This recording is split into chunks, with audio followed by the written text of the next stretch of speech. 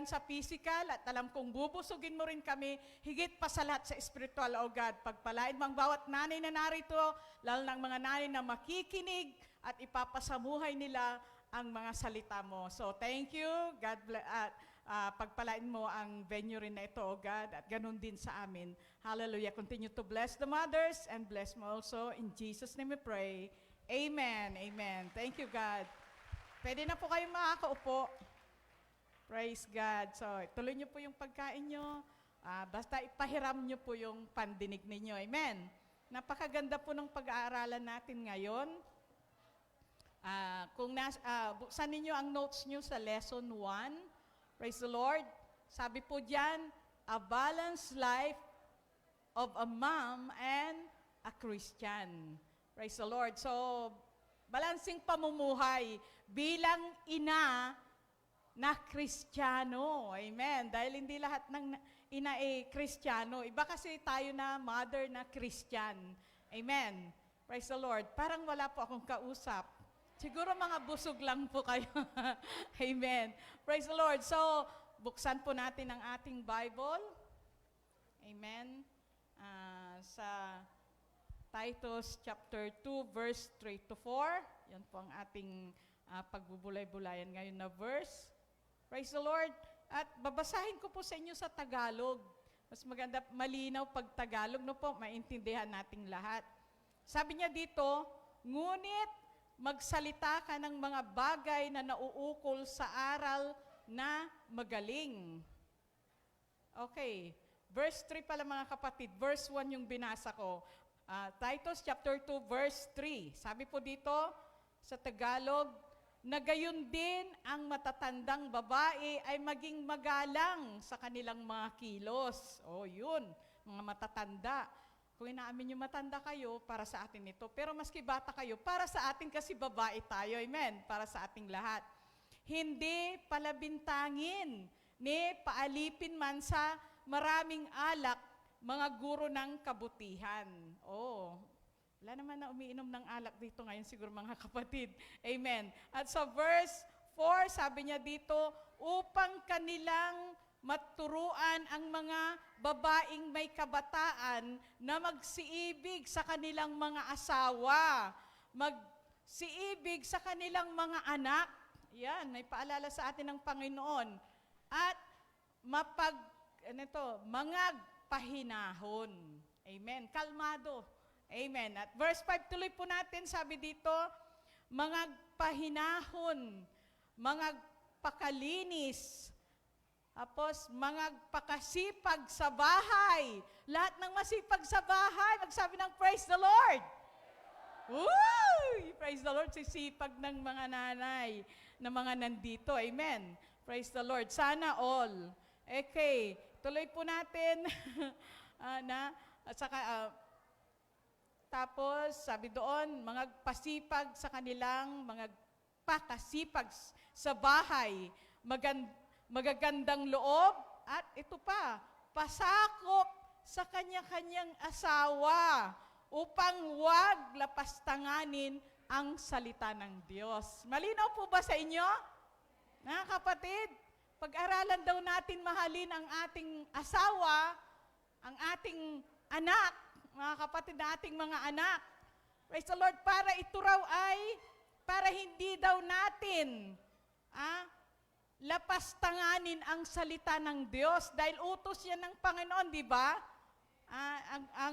Ang mahalin natin ang ating asawa, sundin kung ano yung gusto nila, di ba?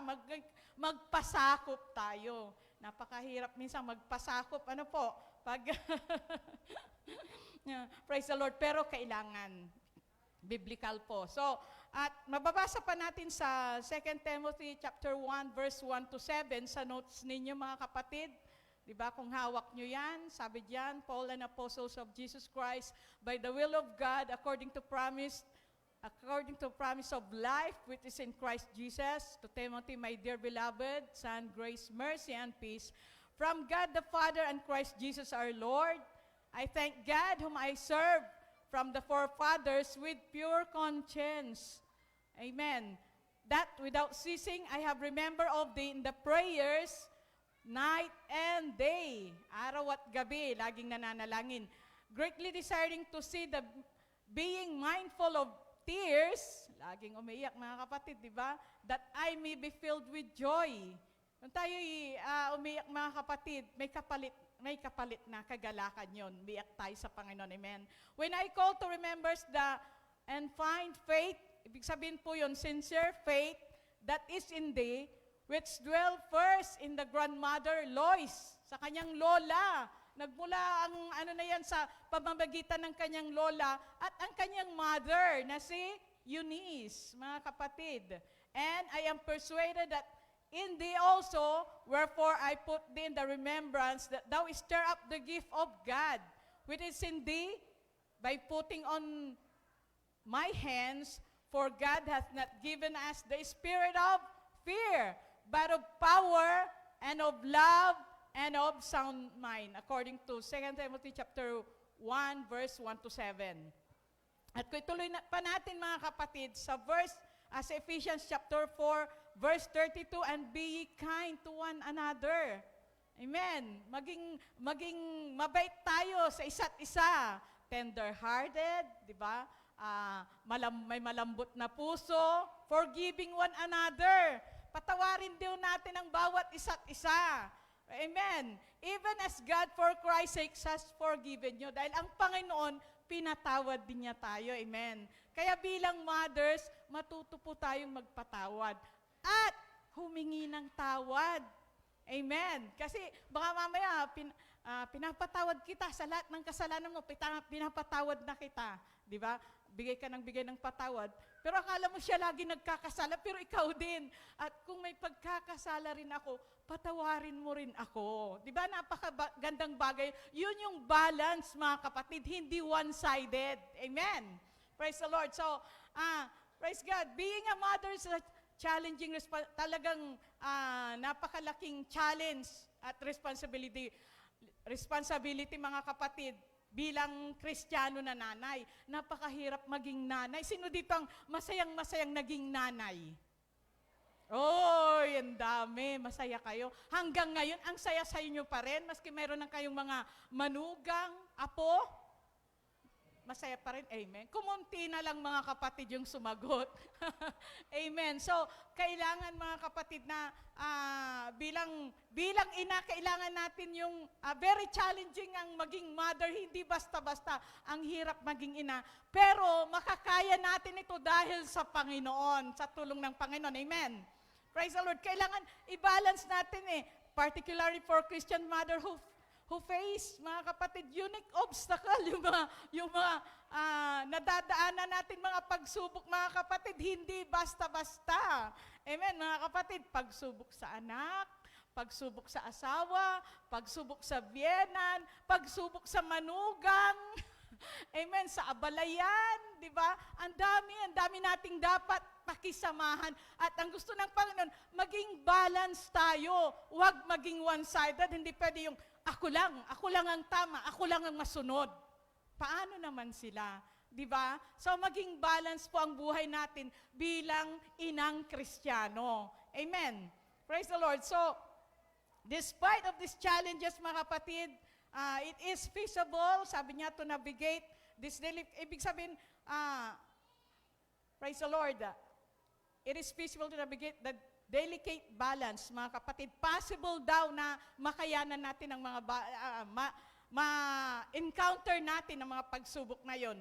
Praise the Lord. Kaya nga si Timothy, mga kapatid, in the letter of Apostle, acknowledge the significant of roles of Timothy's faith here. Yung namanan ni Timothy na pananampalataya sa kanyang lola na si Luis at sa kanyang mother na si Eunice, si Lois, mga kapatid.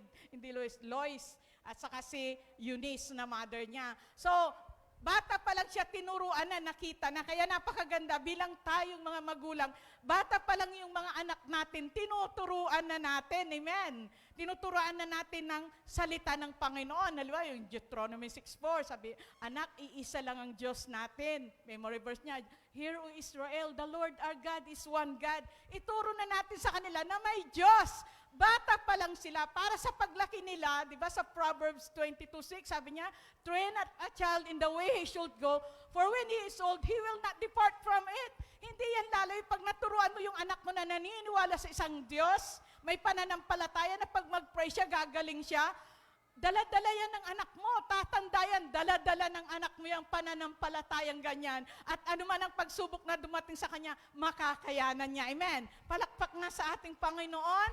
Praise the Lord po. Praise the Lord. Napakahalaga po na turuan natin ang ating mga anak, bata pa, hindi lang maging sa mga apo, from generation to generation, sa apo sa tuhod, lahat. Turuan natin sila bilang nanay na Kristiyano. Alam niyo, pag naturuan natin ang ating mga anak o mga apo, magiging behave sila. Marunong silang mag-pray. Bago yung kakain, minsan, kakain na, tapos mag-pray-pray na, di ba? Tapos ikaw na nanay, susunod, Nay, di pa tayo nag-pray. Lola, prayer muna. Di ba? Papahiya tayo. Ay, oo nga pala. Sige, apo, ikaw na mag-pray. Amen, di ba? Ang ganda ng ganung bagay na yung anak mo, apo mo, papaalalahanan ka. Kasi tayong mothers, dahil sa problema natin, sa dami ng trabaho sa bahay, biro nyo, lahat ng trabaho, gampanin natin, di ba? Mag-alaga ng bata, maglaba, magluto. Mapalad yung mga mothers dito na may kasama sa bahay. May katulungan. Eh kung wala, gawain mo lahat. Tapos sabi ng asawa mo, darating na, pupunta ako dyan ha, kakain ako dyan. Di ka pa nakaluto dahil naglaba ka. Di ba? Tapos bigla na lang na, darating, teka, asawa ko, hindi ko nga alam gagawin ko. Naglilinis ako, naglalaba ako, magluluto pa ako. Di ba ganun ang mother eh? Strike anywhere, parang hindi mapakali. Teka muna yung nilalaban ko. Ay, teka muna yung niluluto ko. Ay, teka muna. Di ba, hindi natin alam ang gagawin natin pag umiyak yung bata, yung anak mo. Di ba, ganun ang mother eh. Pero masaya tayo sa ginagawa natin. Amen. Bilang Kristiyano. So, bilang Kristiyano, pero pag hindi tayo Kristiyano, siguro, pagalitan natin yung asawa natin. Hay, tumigil ka dyan. Hindi ko na alam ang gagawin ko dito. Inutos-utusan mo pa ako. Umuwi ka, ikaw magluto ng pagkain mo. Tama ba yun? Hindi. Unbalanced yung mga kapatid. Hindi balance. Kailangan tinuturuan tayo sa Bible na magpasakop tayo sa ating asawa. Amen. So, yun ang gusto natin. Kaya yun ang tinuro kay Timothy. Kaya si Timothy, lumaki siya mga kapatid na, yung faith niya strong, kaya nagustuhan siya ni Paul. Diba? Kung ano yung tama sa kanya, tama. Saka ginagawa niya yung mga kabutihan na naituro sa kanya. At yung faith niya, napaka-strong mga kapatid. Hallelujah. Kaya naging siya sa missionary ni Paul, kasama-kasama siya dahil pinagkatiwalan siya ni Pablo. Amen. Praise the Lord. Praise the Lord. Mothers are often categorized by superficial attributes such as physical appearance. Minsan, mga kapatid, yung wealth natin, yung achievements natin, kinakategorize tayo minsan sa mga itsura natin, sa wealth natin, ayan, mayaman yan. O yan, maganda yan, mga kapatid. Parang kinakategorize tayo dyan, achievements natin, mga kapatid. However, sabi dito, the most important characteristic of a mother is the example that he set for his children, shaping their values and belief. I-shape natin yung ating values and belief. Ang hirap, mga kapatid. Minsan, Lord, turuan mo ako, Panginoon. Minsan, sinishape tayo ng Panginoon. Minomold niya tayo. Inaalis yung mga pangit nating ugali. Minsan, dahil minsan ang mother, nagre-reklamo. Likremador, mga kapatid. Lalo na pag dumating ating asawa, nagbigay ng sahod niya. Alit, ito lang sahod mo? Kaya ba ito sa isang linggo? Di ba, ganyan tayo. Ito lang, grabe ka naman. Bibili pa ako ng gatas, bigas, bayad ng kuryente, ilaw, tubig.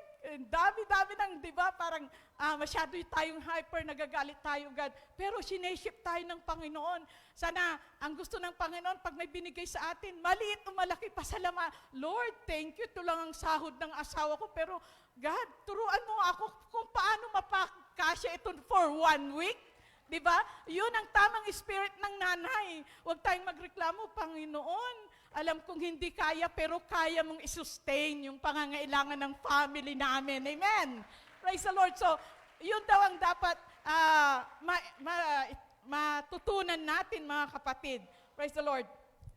Yung ugali natin, ingatan natin. Values and belief natin na God is our great provider eh. Kaya minsan, wag tayong mag-aburido. Kung kulang yung budget, Mag-pray. Tinuro ni Ma'am Belinda kanina, mag-pray lang. Di ba? Kasi pag mag-pray tayo, tutugon ang Diyos. Alam ng Diyos yung pangangailangan natin. Amen? Kaya tutugon siya. Tiwala lang sa ating Panginoon. Huwag mag-panic. Mamaya, ay, hindi ko na kaya. Masakit na ulo ko. Mahirap talagang i-budget. Maski anong gawin ko, kulang talaga. Anong ginagawa ng Panginoon natin? Anong ginagawa ng tuhod natin? Amen. Mag-pray tayo sa Panginoon. God, kulang na kulang, Lord. Tulungan mo kami, Lord. Maya-maya, pag nag-pray kayo ng sincere sa inyong puso, maya-maya may biglang darating na blessing. Unexpected blessing. Nangyayari sa inyo yan? Mga mothers na marunong magtiwala sa Diyos. Tutugon ng Diyos. Hindi sinungaling ang ating Diyos. Amen.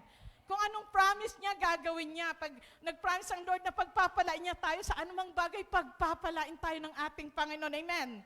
Basta magtiwala lang tayo sa Kanya. Amen. Palakpak sa ating Panginoon. Praise the Lord. Praise God. So, hallelujah. At mayroon pa tayong pag-aaralan dito. Praise the Lord. Merong binigay na tips dito. Tips for a balanced life and focusing on what matters most. Here are some tips and balance and healthier as Christian mom. Number 1 is lead by the example of vulnerability and transparency. At kung babasahin nyo sa Psalms 118 verse 8, mga kapatid, ibig sabihin ng vulnerability is kahinaan. May kahinaan ng ina. Praise the Lord. Pero kailangan yung sa kahinaan natin, at saka yung transparency, kailangan mapaglabanan natin ito mga kapatid. Mamuhay tayo ng transparent. Hindi sa ating kahinaan. Amen. Alam ng Diyos kung ano ang kahinaan natin at handa niya tayong tulungan dyan. Amen. Praise the Lord. Sabi pa dito, she pointed out that distinguishing between vulnerability and transparency is crucial. Mga kapatid, napakahalaga. Amen. Napaka-significant na matutunan natin. Transparency involves revealing your true self. Pag transparent ka, may ipapakita mo. Alam mo yung pag transparent ka, kung ano ka sa bahay nyo, anong ginagawa mo, ganun ka hanggang sa church. Mga mothers kasi, minsan, ang bait-bait sa church. So, sister, praise the Lord, pastor, praise the Lord, sister. Pero pag nasa bahay, para kayong tigre. Ay, hindi pa kayo naglinis. Di ba? Hindi transparent yun. Amen. Parang iba yung ugali mo sa church, napakabait mo, iba yung ugali mo sa bahay. Kailangan transparent. Ako, kung anong nakikita nyo sa akin, sabi ng ina, kung anong nakikita nyo sa church sa akin, ganun din ako sa bahay. Di ba? Ang ganda nung ganun. Transparent, mga kapatid. So, alam ng Panginoon na may kahinaan tayo. Praise the Lord. So, sabi dito, both aspects deserve space in our lives. Sabi niya, platforms like social media, minsan sa social media, mga kapatid, showcasing transparency such as sharing and tidy moment. Sa social media, mga kapatid, sino mga mahihilig sa social media dito? Itaas yung kamay. Ay, walang nag-Facebook sa inyo? Walang nagti-TikTok? Di ba? Yung iba pa, TikTok dyan eh. Nakikita ko yung iba, mother, sabi ko, tibay naman ng nanay nito, ang galing mag-TikTok. Pero kung pwede, wag nating yun mga kapatid. Amen. Sa social media yun. Alam niyo mga kapatid, sa social media minsan, hindi lahat ng nandun sinasabi mo yung totoo tulad nun. Pag halimbawa, di ba sa picture ako, isi-send ko ito. Pinagpapala ako, send mo. Nakikita mo yung laki-laking bahay sa likod, bahay ko yan. Pero hindi, nakipicture ka lang sa malaking bahay, hindi mo bahay yun. Sabi naman, wow, ang ganda ng bahay mo. Wow, di ba? Tapos minsan, pag nag-away kayo ng asawa mo, ipopost mo pa sa Facebook. Yung asawa ko, ikaw talagang lalaki ka. Sana di ka na dumating sa buhay ko. Alam nyo, pagtatawanan kayo ng mundo, mayroon uy, anong nangyari sis? Bakit? Yung asawa ko ganito. Hiwalayan mo na yung asawa mo. Akala nyo pag-uusapan kayo ng buong mundo, kilala mo ba yung pinost niya? Nag-away sila, naghiwalay sila. Nakipaghiwalay ka. Tapos nakipagbati ka. Ipopost pa na, bati na kami ng asawa ko. Di ba ang pangit-pangit? Sana mga kapatid, kung may problema man sa asawa o anak nyo, huwag nyo nang i-post. Di ba? Post, tapos pag minsan mag-post ka ng picture mo, ay, di ba, may filter di ba? Paputiin ko yung mukha ko, puti-puti. Yung ilong ko, patangusin ko, kaya ang ganda-ganda mo, sis! Naalala ko na, mga kapatid, na ko lang sa, may napanood ako sa Facebook na minsan nagbrowse ako, siya Indian, may may pakakasalan na babae. Yung babae niya, ang ganda-ganda niya. Parang Muslim niya kasi nakaabit siya. Ang ganda niya, tangos ng ilong, ang puti-puti. Pinapadalhan ng pera, ready for wedding na sila, kakasal na sila. Nung dumating yung lalaki, kasi hindi pa sila nagkita ng personal. Nung dumating yung lalaki, mga kapatid, nag-back out. Back out yung lalaki. Hindi ko na itutuloy yung kasal. Kasi pagtingin niya doon sa babae, mga kapatid, parang nanay na niya. Yung pinost niya pala sa Facebook na picture niya, yung sinesend niya doon sa lalaki, di ba, pwede mong baguhin gawin mong, ang ganda-ganda, ang tanda na pala nung babae, tignan nyo, nagagawa ng, kaya gamitin natin ng media, social media, in a good way, as a mother na Kristiyano, mag-share kayo ng Word of God, mag-share tayo ng patutuon natin, amen, i-share natin yung kabutihan ng Diyos, gamitin natin ng social media in a nice way, hindi yung negative, hindi yung puro negative na ganito, nag-away kami, ganyan, iyayabang mo, kain na tayo, dami mong pagkain sa lamesa, wow. Di ba yung mga mahihirap, okay, makita nila, sabi na, grabe siya, dami niyang pagkain, sana share niya yung iba. Parang nagmamataas tayo minsan di ba? Kaya mas maganda na yung share na lang natin yung Word of God, pagpapalain pa tayo ng ating Panginoon. Amen! Praise the Lord, praise God. Wag natin praise the Lord. May dito mga kapatid.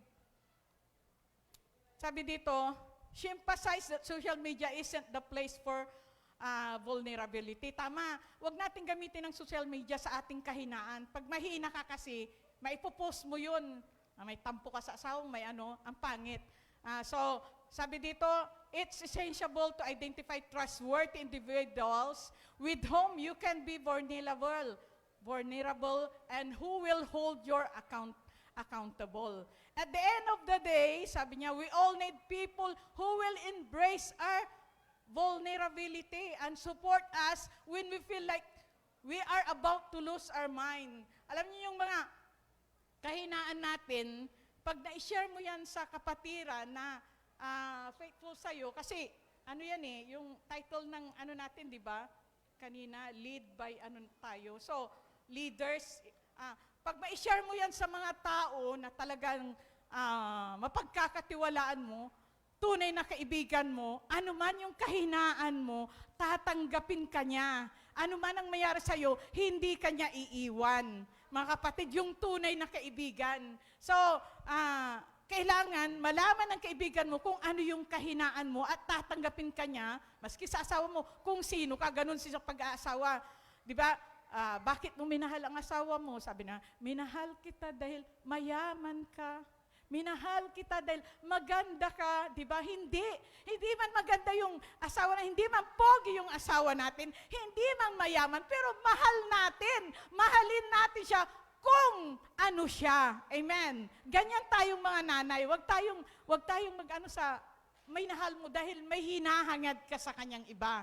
Amen. Sa Panginoon na tayo maghangad. Amen. Ng maayos. Amen. So, kailangan no one is perfect. So tayo walang perfecto, and it gets easier to share your imperfection with others whom you trust the most. So, kailangan iyan mo yung kahinaan mo doon sa taong alam mong mapagkakatiwalaan mo. Halimbawa, kung ang weakness mo, mga kapatid, ang weakness mo is pera. So, nangangailangan ka lagi ng pera, huwag mong i-share yun sa taong hindi nagtitiwala sa'yo. Hindi kaya maintindihan, sabi niya, puro kailangan mo ng pera, bakit? Hindi ka ba binibigyan ng blessing ng Panginoon? Di ba? Parang, di ba? Hindi ka siguro nag-pray, kaya hindi mo na, di ba? Pero pag tao, kailangan mo ng pera, sige sis, mag-pray tayo na pagpalain ka ng Panginoon. Di ba? Tatanggapin ka niya sa kahinaan mo, tutulungan ka niya, ipag-pray ka niya. As a Christian mom, dapat ganun ang maging attitude natin. Amen? Praise the Lord. So, consider natin yung mga bagay na yun, mga kapatid. Tapos yung number 2 is, find your people. Hanapin mo yung mga taong makakapagbigay sa iyo ng kagalakan. Huwag mong hanapin yung tao. Huwag kang lumapit sa mga nanay na laging nagrereklamo. Pagdating ng panahon, pati ikaw, reklamador ka na rin. Lumapit ka dun sa taong mabait. Darating ang time, ang bait-bait mo na rin. Kasi nakakahawa yung espiritong ganon. Di ba? Huwag tayong dun sa tao na, di ba, yung iba ang attitude niya, magagaya natin yan. Amen. Pero sabi nga nila, kung gusto mo yumaman, lumapit ka lagi doon sa taong mayaman para yayaman ka rin. Amen. O, tingnan niyo yung mga katabi nyo dyan, yung mga pinagpapala sila, yung mga lapitan nyo, pagpapalain din kayo. Amen. Ano yung strategy ginagawa nila? Bakit pinagpapala sila ng Diyos? Alamin mo yun. Bakit si sister pinagpapala ng Diyos? Anong sekreto niya? Di ba alamin natin yung sekreto? Sis, ano bang sekreto mo? Bakit tuloy-tuloy ang blessing mo? Alam niyo, sekreto niya pala, laging nananalangin, nagpa-fasting, nagbibigay ng tulong sa iba, hindi niya sinasarili yung blessing, kaya yung blessing bumabalik. Amen. Kaya tayo paggawain ng Panginoon, sige lang, ibigay natin sa Panginoon yung nararapat, hindi tayo pagkukulangin ng Panginoon. Amen.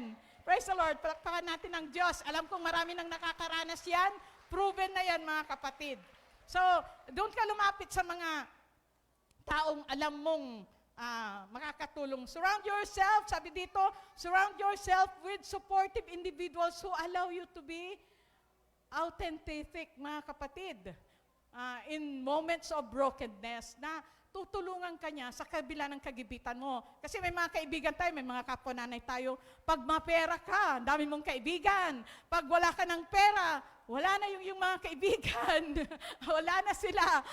So hanapin mo yung kaibigan mo na pag may pera ko o wala, nandyan pa rin siya sa'yo, sis. Anong problema mo?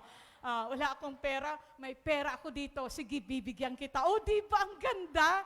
Praise the Lord. Kaya, hindi tayo pababayaan ng Panginoon. May ibibigay na taong makakatulong sa'yo. Amen. Praise the Lord. Be honest and obedient. Kailangan maging totoo lang tayo at masunurin, mga kapatid, sa James 1:22-25. When you find yourself on the verge of breaking down or frustration mounts, your children are overwhelming you. Communicate openly with them. Mga kapatid, okay, ito yung mga kapatid, yung tungkol sa relationship sa anak saka sa magulang. Mga kapatid, there are times na, siyempre may mga anak tayo, di ba? Pag bata pa sila, napapasunod natin sila. Punta tayo ng church, attend tayo ng nandyan sila. Pero, pag nagkatrabaho na sila, may edad na sila, minsan nagbabago yung ugali ng iba. Di ba? Pagka sabi pa ng anak, Nay, labhan mo nga itong damit ko. May trabaho na kasi. Tayo naman anak, punta ako ng church service labhan mo muna yan bago ka umalis. Di ba? May mga attitude na ganun, mga kapatid. So, pwede mong rebukein ang anak mo. Anak, pwede ba? Gawain ng Panginoon ang pupuntahan ko. Uunahin ko ang gawain ng Diyos kaysa dyan sa pinapalaba mong damit mo. Ikaw ang maglaba kung gusto mo. Di ba? I-rebuke na, tapos magtampo yung anak mo sa'yo. Hindi ka kikiboy, There are times na ganun. Nagkakaroon tayo ng parang tampuhan bilang mother at anak, minsan sa asawa. So, ayusin, mga kapatid. Bilang Kristiyanong mother, paliwanag mo sa kanya. Anak, alam mo, nung bata ka pa, lagi kang kasama sa church. Umaating ka lagi sa lahat ng gawain. Pero ngayon, nung pinagpala ka ng Diyos, ang ganda ng trabaho mo, bakit ngayon ka umasta? Ayaw mo nang pumunta ng church dahil pinayaman ka ng Diyos? Sabi mo, dahil pinagpala ka niya, bakit mo siya kinadumutan? Kung wala ang Diyos, hindi ganyan ang sitwasyon mo. Di ba yung sabihin natin talaga kung ano yung nararapat na malaman nila para magising sila sa mali nilang pag-aakala na akala nila, mga kapatid, may mga anak tayo na, lalo na pag hindi natin na-train masyado, hindi umugat sa salita ng Panginoon, pag pinagpapala na, nawawala sa gawain ng Panginoon. Mga anak ba natin lahat dito baptized na? naglilingkod ba sa Panginoon? Pakitaas nga ng kamay na may anak na ganon.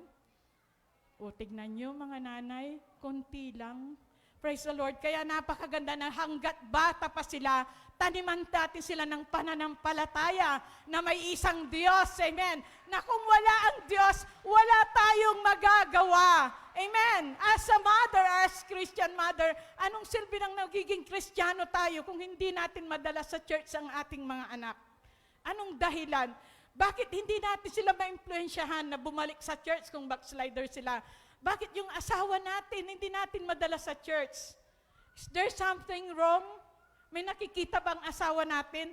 Alam nyo, may mga ibang mothers, yung asawa pa nila sabi, "Uy, saan ka ba nag-a-attend, asawa? Doon sa sama nga ako." Bakit? May nakikitang pagbabago.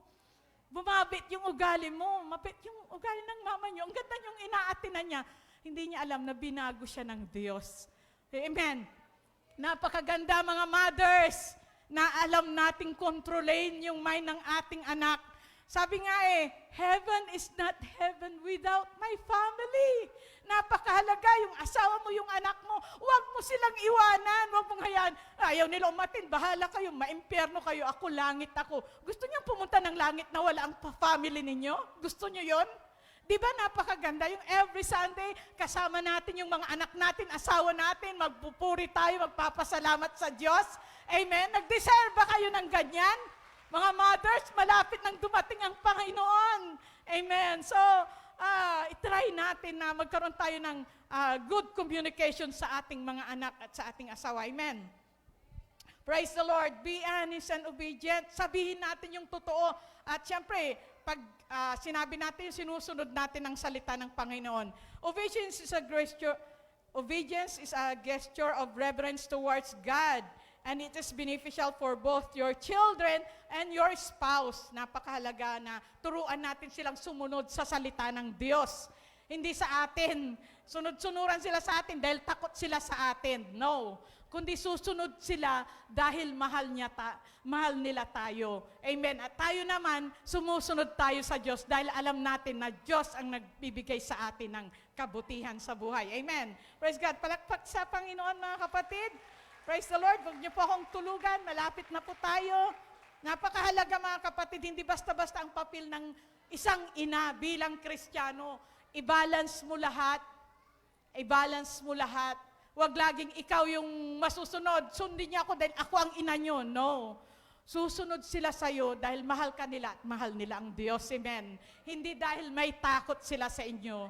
Amen. Kasi pag may takot sila sa inyo, pag mawala ka, kaya pag wala kayo, sabi ng mga anak, halimbawa, punta kayo dito sa conference, magtutuwa yung mga anak, yes, wala si nanay na madaldal, wala si nanay na laging galit. Fiesta sila sa bahay. Pero alam niyo, pag yung anak niyo, ma, namimiss ka na namin, pero hindi bali nasa gawain ka, enjoy ka na lang dyan, ma, di ba? Magte-text pa sila. Pero yung ibang anak na, tuwan-tuwa sila kasi wala nang magagalit sa atin, wala na yung nanay na madaldal, na kuripot, na so, ma-identify ninyo yon kung masaya ba kayo anak kung wala ako? Yes, mama, saya-saya namin. Wow, may something wrong sa atin. Pero, namimiss ka na namin, sana umuwi ka agad. Uy, ang sarap nun, di ba? Amen. Pero alam ko marami ditong mothers ang mababait. Masunurin ang kanilang mga anak sa kanila. Praise God, praise God. So next mga kapatid, number 4 is be committed. So mag-commit tayo mga kapatid. Motherhood manifests in diverse form. And the epitome of the godly mother encompass multifaceted growth. Mga kapatid, kailangan magiging committed tayo sa paninilbihan natin sa Panginoon. Praise the Lord. At ganun din, committed tayo sa ating asawa. Alagaan natin yung ating mga asawa at iparamdam natin sa kanya na siya lang. Alagaan natin siya. Huwag nating hayaan na yung kapitbahay natin ang mag-alaga sa asawa natin. O kaya yung tayo, alagaan natin yung asawa ni kumari natin. Buti pa yung asawa ni kumari ko, ang bait-bait. Yun na nga lang timplang ko ng kape. Itong asawa ko, pangit ng ugali. O kaya naman yung kapitbahay niyan mga asawa, uy, ang bait-bait ni kumpare doon. Sana ganun ang ugali ng asawa ko. Di ba? Yung parang nagdi-desire sila na, dahil, praise God, mga kapatid, kailangan maging mabait tayo sa ganun yung asawa natin, hindi niya tayo ipagpapalit. Amen? At hindi na rin tayo maghahanap. Kung iniisip mo na, di ko naman mahal yung asawa ko matututunan mong mahalan yan dahil sa Panginoon. Kung hindi sasabihin mo hindi mo mahal, bakit ka nakipag-asawa sa kanya? Di ba? Bakit kayo nagpakasal? Kasi yung iba, ang daming reklamo, itong tatay nyo, ganyan-ganyan. Yung tatay nyo, ganito, ganyan-ganyan. Sabi ko, Nay, ba't nagre-reklamo ka kay kay tatay, bakit ka nakipag-asawa sa kanya? Tapos sabi niya, oo nga, minsan kasi makulit si tatay mo. Amen. So, kailangan maging balance lahat ang gagawin natin. Tapos, be committed. Tapos, mayroong di ba dito mga kapatid na, sa atin na kailangan number 5, mga kapatid, have a personal discipline. Ito yung sinasabi ko sa anak. Marunong nating disiplinahin ang ating mga anak. Same true with us. At alam natin sa pagdidisiplina para makamit natin ang tamang pagdidisiplina, mga kapatid, kailangan pag alam nating disiplinahin yung anak natin, alam din nating disiplinahin ang sarili natin. Kailangan may word of honor tayo. Pag nag-promise tayo sa ating mga anak, sige anak, maglinis ka ng bahay pagdating ko, may pasalubong ka. Yung anak mo naman, naglinis. Tapos pagdating mo, Nay, tapos ko na, nalinis ko na lahat. Asan yung pasalubong ko, Nay? Ay, nakalimutan ko. Next time, utusan nyo yung anak nyo, hindi na susunod. Tapos pagdating, hindi rin pala magbibigay. So, disiplinahin natin ang sarili natin at siya. Pag sinabi natin, gawin natin. Anak, huwag mong gawin yan, masama yan. Huwag kang magsinungaling, anak. Huwag kang mangupit. Ikaw na nanay, sinungaling ka, naririnig ng anak mo. Mare, sabihin mo pag darating yung Bombay, sabihin mo, wala ako. Di ba narinig ng anak mo yun? Si nanay, nandito na, sabi niya, wala siya. Di ba? So, wag tayo magsinungaling dahil nakikita ng anak natin kung ano yung nakikita niya sa atin, gagawin nila. Kaya nga, kung ano yung ugali ng mga anak natin, sino bang nagpalaki sa kanila? Di ba tayo? 80% ata minamana sa ina. Kaya kung yung anak mo masungit, tignan mo yung sarili mo, God, ganyan ba ako kasungit sa anak ko? Tanungin mo yung sarili mo, God, ganyan ba ako? Di ba? Kaya kung mabait ka, yung anak mo mabait din. Kung ano yung puno, siya ang bunga. Amen. Pero maski kung ano yung puno, siya ang bunga, masama siya, at para ayaw mo magbunga na maging masama yung anak mo, magpakatapat ka sa Panginoon.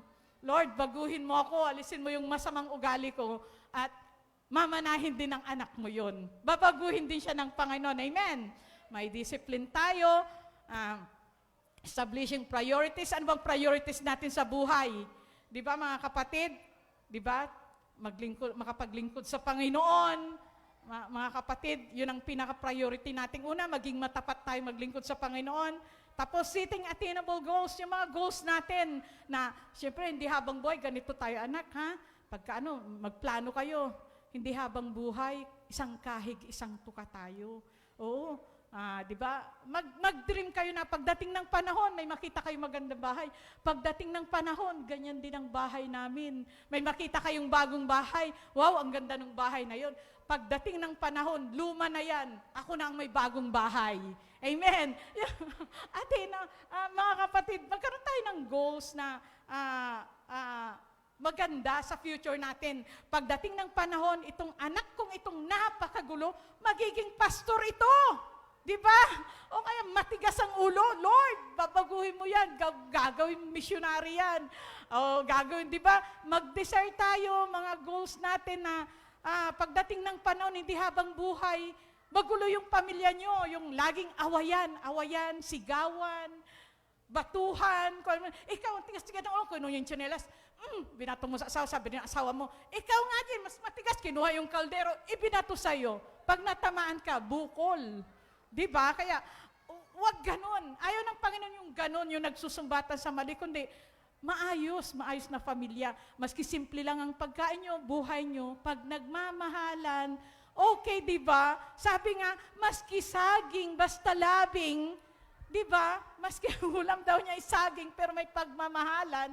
Maski naman ulam niyo ay bulalo. Kung nag-aaway naman kayo, kukunin mo pa yung, yung buto ng bulalo, ibabatang mo sa asawa mo. Di ba? Ang pangit. Ang pangit. Pero gulay lang, kamatis, pero nandoon ang pagmamahalan, mga kapatid. At praise the Lord. So, yun ang mahalaga.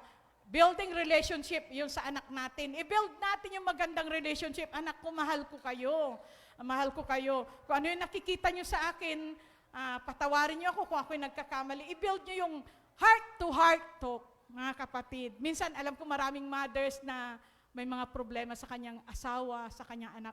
Mag-heart-to-heart talk kayo, mga kapatid, bilang mag-asawa. Ano ba yung ayaw mo sa akin? Ano ba yung mga, gusto mong gawin ko? Sasabihin ng asawa mo, sundin mo yun. Ganon din, magsalita ka. Napakaganda nung ganong bagay. Alam niyo, pag masabi niya yung gusto niya, ikaw kasi tamad ka. Ikaw kasi waldas ka, hindi ka marunong humawak ng pera. Pag sinabi ng asawa natin yun, mag-sorry ka. Sige asawa, bayaan mo sa susunod. Tapos gawin mo yun na kung ano yung pinapagawa niya, yung budget, ayusin mo. Tapos magpakasipag tayo mga nanay.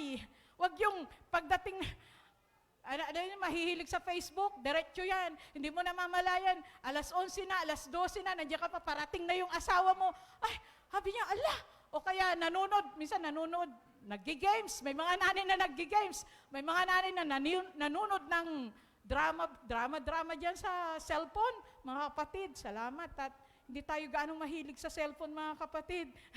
Praise the Lord. So, living the gospel, kailangan ipamuhay natin kung ano yung nababasa natin sa salita ng Diyos. Amen. At praying often, mga kapatid, manalangin tayo lagi. Tulad nung tunuro ni Ma'am Belinda kanina, napaka-importante ang panalangin. Manalangin lang lagi, mga kapatid. Yan ang kailangan natin as a mother para mabalance natin yung buhay natin as a Christian mom. At ito pa isa, ladies, one of the most important ways to love and motherhood as a Christian mother is to make time for personal devotion and prayer. Kailangan may personal devotion tayo at prayer. Mga kapatid, hindi lang yun. Kailangan marunong tayong mag-fasting. Maski once a week. Sa amin, meron po kaming fasting day sa church, lalo ng prayer warriors. Mag-pray at magbasa ng kanyang salita. At obligation din namin na mag-pray lagi sa Panginoon for 1 hour, mga kapatid. At ang binabasa naming Bible, mga kapatid, is 2 chapters a day. Nung una, napakahirap. Sabi ko, dami-dami naman to. Babasahin na. Ilang chapters? 2. Talaga, alam mo, pag nakasanayan mo, hindi ka makatulog, hindi ka mapakali, hindi pa ako nakapagbasa ng Bible ko, hindi ako yung gigisingin ka talaga sa Panginoon sa prayer time mo. Pag nakasanayan mo, hinahanap-hanap mo ang mag-pray. Hinahanap-hanap mo ang mag-fasting. Mga kapatid, sino dito ang mga mothers na mahilig mag-fasting? Amen. Konti, mga kapatid. Praise the Lord, mag-fasting po tayo maski once a week. Napakahalaga po ang nanay na marunong mag-fasting. Amen. Praise God. At dito sa last na mga kapatid, praise the Lord. Sabi pa dito, praise God. Also, a Christian mom is important to prioritize your relationship with God and not neglect the needs of your husband and children. May pangangailangan ang inyong asawa at mga anak, may ibigay natin. Kasi tayong mga nanay, no, pagpunta sa church, mga kapatid, sinasabi, agluto ka pa bago ka agawin, sabi nung lakay mo. Sabi mo naman, awan time ko kasi adapay ti kwami, ag-evangelize kami, mapan kami jay kwa, ag-Bible study kami. Yung unbeliever na asawa nyo, iniiwanan yung ganon. Yung mga anak nyo, manong ulam namin, bahala kayo jay, adapay papanak, mapan kami. Puro sinasabi nyo, kunani pastor, ag-Bible study kami, kunani pastor, agkuha kami, at the prayer meeting me, kunani pastor, kaya tuloy yung asawa nyo, sinasabi minsan, sabi niya, sige, asawahin mo na lang yung pastor mo. Siya lagi sinusunod mo. Hindi tayo nagiging balance, mga kapatid. Yung dapat, sige, lutuan ko muna kayo bago ako aalis. Pag ginawa nyo yun, hindi kayo mag-aaway ng asawa nyo na unbeliever. Kaya hindi ma-convert yung asawa nyo minsan. Siguro dahil yun, hindi nyo ang binibigyan nyo ng priority yung gawain, pero maging balance sana. Kung lagi kayo sa gawain, ganun din na ang ano nyo sa asawa nyo, bigyan nyo siya. Kung may pangangailangan siya, ibigay nyo yung pangangailangan niya, pati yung anak nyo, para madala natin sila dito sa church, sa gawain ng ganito. Amen? Praise the Lord! Minsan nani-neglect natin sila eh. Basta sabi, anong gusto mo, ikaw lang ma-rapture, sila hindi. Diba? So, pag maging good example tayo sa kanila, walang bagay o kaya walang hindrance na hindi sila susunod sa ating pananampalataya. Ibig ko sabihin sa church, maano natin sila sa church, ma-invite sa church. Amen. So yun, bigyan natin ng priority. And diba, the need of your husband and children. This means that, ibig sabihin nito, your husband and children needs making time for prayer. Ipag-pray nyo sila, Panginoon, baguhin mo sila, at pagdating ng panahon nawa, sama-sama kaming maglingkod sa iyo. Amen. Praise the Lord. Sa Bible study, attending church services, di ba? Kailangan tayong mga mothers, hindi tayo maging active sa mga ganong bagay na nali-neglect natin yung ating asawa at mga anak. Amen. Bigyan natin sila ng enough time din. Maging balance tayo. Kung paano natin pinapakain ang ating flesh, di ba? Kanina nagmerienda kayo, ang sarap siopa, wow. Di ba?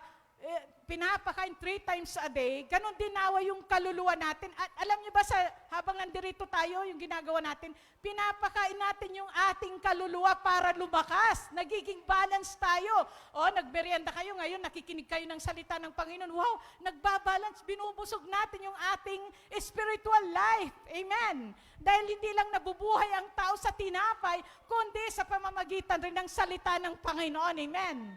Praise the Lord, amen. Pinapakain natin sa pamamagitan ng pagbabasa ng salita ng Diyos. Binubusog natin yung ating kaluluwa. Sa pamamagitan ng pagpa-fasting, binubusog natin ang ating kaluluwa. Amen. Doon natin mabibigyan ng atensyon yung ating kaluluwa. Same true sa ating mga asawa at anak. Huwag lang tayo yung laging nasa church. Kain ng salita ng Diyos, nagpapagamit. Pero yung asawa at anak natin, nasa bahay na iiwan.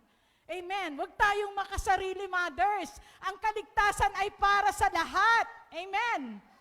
Kaya dapat i-desire natin na whole family natin magkaroon ng kaligtasan. Pag pinag-pray mo yan sa Panginoon, tutugunin ng Diyos dahil ang heartbeat ng Panginoon is kaluluwa. Pagtungkol sa kaluluwa, kumikilos ang Diyos. Amen. And according to your faith, alam niyo ba, ang nakakakuha ng attention ng Panginoon, alam niyo kung ano yung bagay para makuha yung ang attention ng Panginoon sa pamamagitan ng inyong pananampalataya. Amen. Kaya kung nananampalataya kang maliligtas yung asawa at anak mo, tutugunin niya ng Diyos. Huwag lang kayong magsawang maglingkod sa ating Panginoon. Amen. Amen. Palakpakan natin ang ating Panginoon. Hallelujah. Yun ang dapat i-desire natin. Hallelujah. Remember, a strong spiritual foundation will help you to balance as a Christian mother and navigate the challenges of life, wisdom, and beauty, mga kapatid. Praise the Lord. May isang saying dito. Ito, bago ako magwakas, mga kapatid. Alam niyo, sabi dito, yung nabasa ko ito sa na-bless ako, di ba? Sabi niya, be faithful. Even if others are not. Maging faithful tayo. Even if others will not. Mga mothers, even if others cannot. Hallelujah.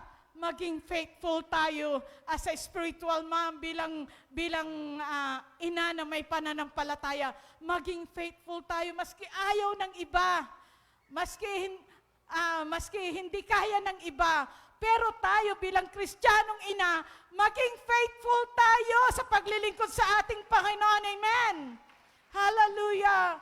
Praise the Lord. Kung ayaw ng iba, tayo, mga United Pentecostal Church na mga nanay, yun ang hinahanap ng Panginoon. Maging faithful tayo sa lahat ng bagay, mga kapatid, sa ating Panginoon at maging sa ating family. Amen. Praise the Lord, praise God. Hallelujah. At muli kong sasabihin sa inyo mga kapatid, hallelujah, huwag niyong i-disregard sa your family. Huwag yung nanaisin na pumunta ng langit na hindi niyo kasamang yung family. Amen. Hallelujah. Ulitin ko muli, heaven is not heaven without my family. Yung sanang i-desire natin, mga mothers. Ang tagal na natin sa church. Ang tagal na natin naglilingkod. Bakit wala pa tayong naakay? Bakit hanggang ngayon ang ating asawang, ating ibang anak, hindi pa rin naaakay? Hallelujah. Saliksikin natin ang ating mga sarili, mga mothers. Hallelujah. Kung nakikita mong nasa lusak sila ng kasalanan, kunin mo sila sa lusak ng kasalanan, dalhin mo sila sa Panginoon. Huwag mong pabayaan na ayaw nila, di sa iba ako mag-evangelize. Unahin natin ang ating family. Amen. Unahin natin sila. Nangangailangan din sila ng kaligtasan. Amen. Huwag kang maging kampante, huwag kang maging masaya kung ang iyong family hanggang ngayon hindi pa rin nakakakilala sa Panginoon. At huwag kang tumigil na manalangin, mothers, dahil ang Diyos ay tutugon. Dahil ang heartbeat niya ay ang kaluluwa.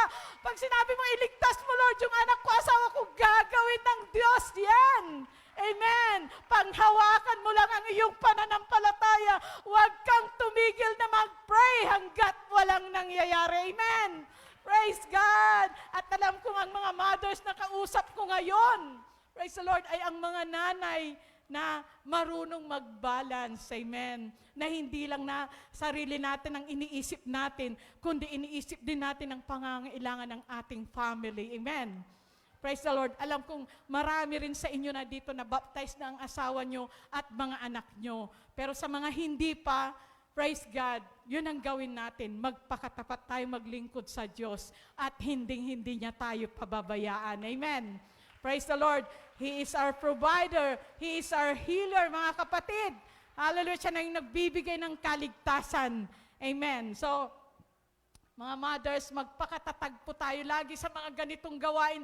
Pilitin nating dumalo. Kung may narinig tayong correction o anumang bagay, sinishape lang tayo ng Panginoon. Praise God, pinipiga tayo. Anak, mayroon ka pang maling ugali, kailangan kitang pigain para lumabas. Lumabas yung, kasi pag sinishape tayo ng Panginoon, mga kapatid, lumalabas yung ugali nating pangit. Minsan, alam niyo yung, the more na lumalapit ka sa Panginoon na maglingkod, the more na maraming pagsubok ang dumarating sa'yo, nararanasan nyo yan.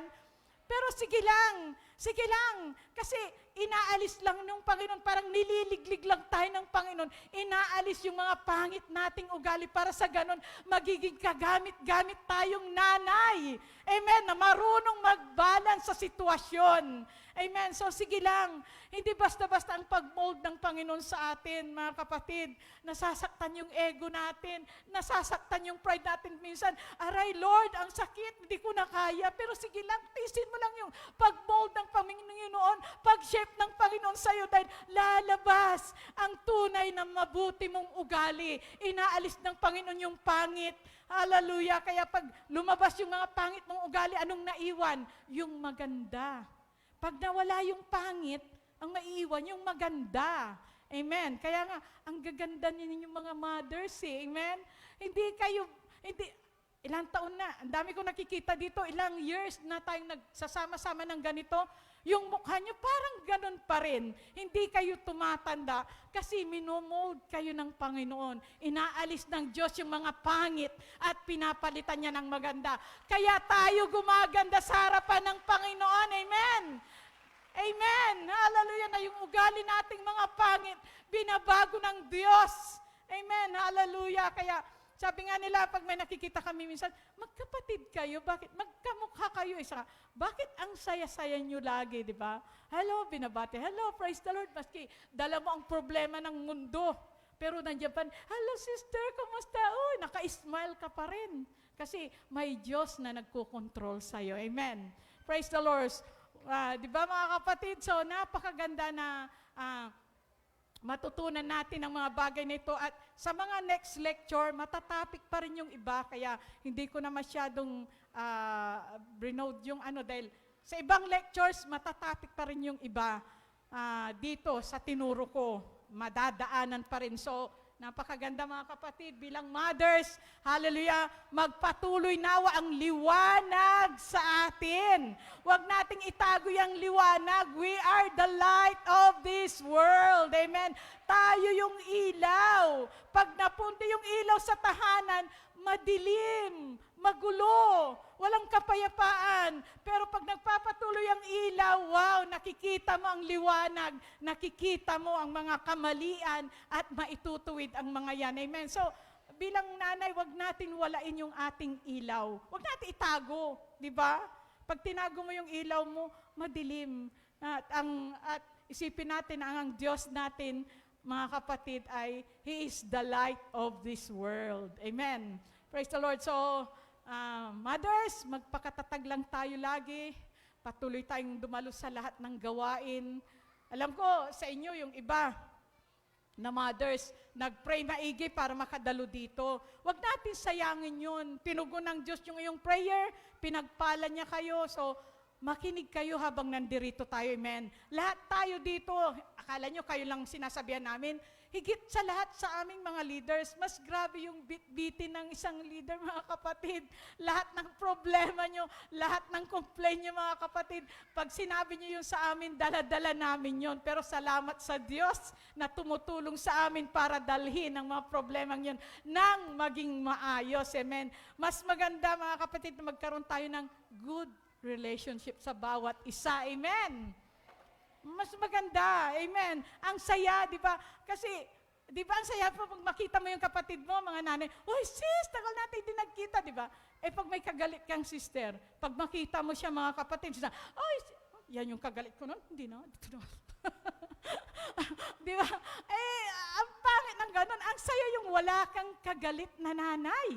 Amen. Di ba?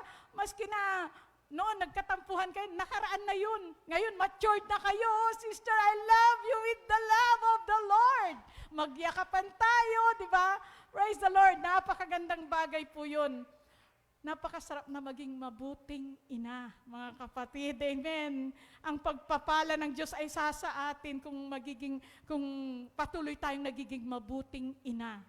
Amen. Hallelujah. Mabibless ang ating family, mabibless ang ating mga anak. So, magpatuloy tayong maging mabuti. Piliin natin ang kabutihan, hindi ang kasamaan. Amen. At piliin nating maging balance sa lahat ng bagay sa ating buhay as a Christian mother. Amen. So palakpakan natin ang ating Panginoon. Praise the Lord. Praise God. So hanggang doon na lang, mga kapatid, at marami pa tayong matututunan na mga lectures. At tinatawagan ko nga si Ma'am Lenny. Meron siyang sasabihin ng mga announcement. So thank you and God bless you all, mothers. Praise the Lord. Praise the Lord. Salamat, Ma'am Ruby, sa napagandang topic. Salamat sa ating Panginoon. Sayang lang, mga kapatid, sa mga nanay na hindi po nakadalo. Yung a balanced life of a mother. So ang dami po nating natutunan, mga kapatid. At i-share po natin ito sa mga nanay na hindi po nakadalo sa ating mga local church. So, dadako po tayo sa ating announcement, mga kapatid, sa break time po natin ng 11:30 to 12:30. So, andyan na po yung mga, hindi ko alam kung magpipila tayo, ibibigay dito sa table natin. Hintayin lang natin, mga kapatid. At babalik po tayo dito sa hall, mga kapatid, ng 2 o'clock. 2 o'clock, so 12:30 to 2, magre-rest po tayo sa Ma'am Ruby, yung 2 o'clock ba? Ay, 12 o'clock mag-open na dun sa rooms? Okay. So mag-open na sila, mga kapatid. So magre-rest na po tayo dun sa ating rooms. Tama ba ako?